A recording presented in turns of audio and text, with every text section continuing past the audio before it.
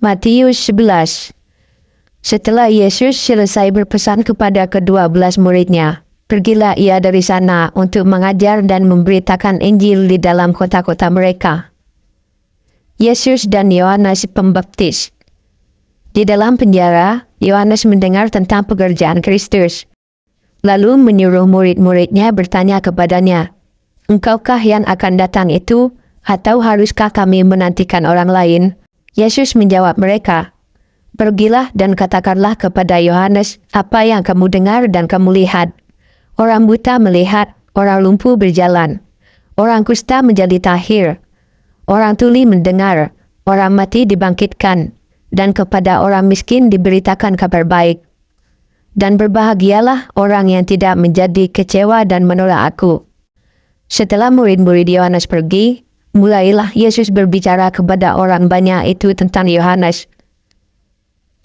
"Untuk apakah kamu pergi ke padang gurun, melihat buluh yang digoyangkan angin kian kemari?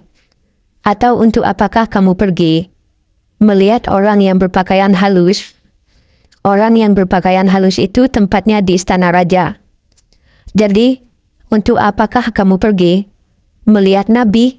Benar, dan aku berkata kepadamu, bahkan lebih daripada nabi, karena tentang dia ada tertulis, 'Lihatlah, aku menyuruh utusanku mendahului engkau. Ia akan mempersiapkan jalanmu di hadapanmu.' Aku berkata kepadamu, sesungguhnya di antara mereka yang dilahirkan oleh perempuan tidak pernah tampil seorang yang lebih besar daripada Yohanes Pembaptis. Namun yang terkecil dalam kerajaan surga lebih besar daripadanya. Sejak tampilnya Yohanes Pembaptis hingga sekarang, kerajaan surga diserong, dan orang menyerongnya mencoba menguasainya.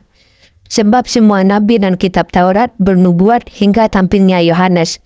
Dan jika kamu mau menerimanya, ialah Elia yang akan datang itu. Siapa bertelinga, hendaklah ia mendengar.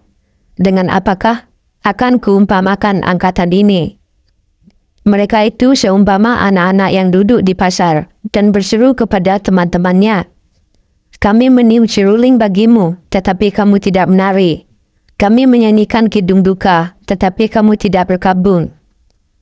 Karena Yohanes datang, ia tidak makan dan tidak minum, dan mereka berkata, 'Ia kerasukan setan.'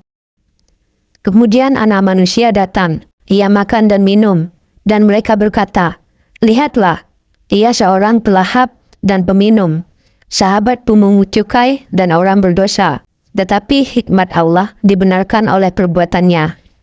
Terima kasih.